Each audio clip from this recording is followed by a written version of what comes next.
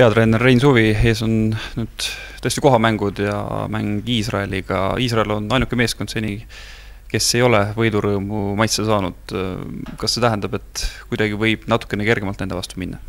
Kindlasti mitte, et kõik võistkonnad, kes siia jõudnud on finaalturniirile, on oma kvaliteedilt tugevad ja siis võib-olla selline fakt, et nad on mänginud oma vastastega kõigiga külaltki südilt, isegi poolfinaali jõudnud Rootsi vastu, tegid nad avapoolaja võrdse ja võib-olla tendents ongi selline, et nad esimesel poolajal on hästi innukad ja teisel poolajal siis need suuremad on võtnud oma, aga siin Valgevenele ja Slovakkiale täiesti lõpuni lahingu vastu pannud ja Valgevene praktiliselt alles viimastel sekunditel suutis selle võidu enda kasuks kaalutada.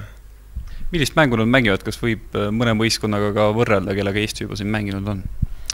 Nende mäng siin erineb täiesti praegu sellest, mida me sellel turniiril oma vastaste või seni peetud vastaste juures oleme kogenud, et nad on oma kaitse nihutanud hästi üles, hakkab kaitse pihta sealt 12-14 meetrist, joont võtab üks keskkaitsja eraldi selliselt personaalselt, et hästi palju tuleb kindlasti liikuda ja pallita tööd teha.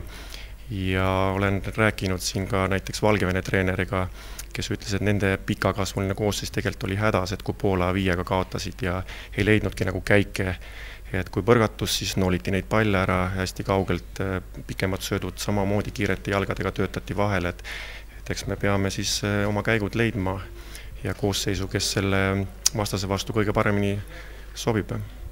Pikk turniir on juba selja taga, kuidas meie meeskonna tervislik seisund on hetkel?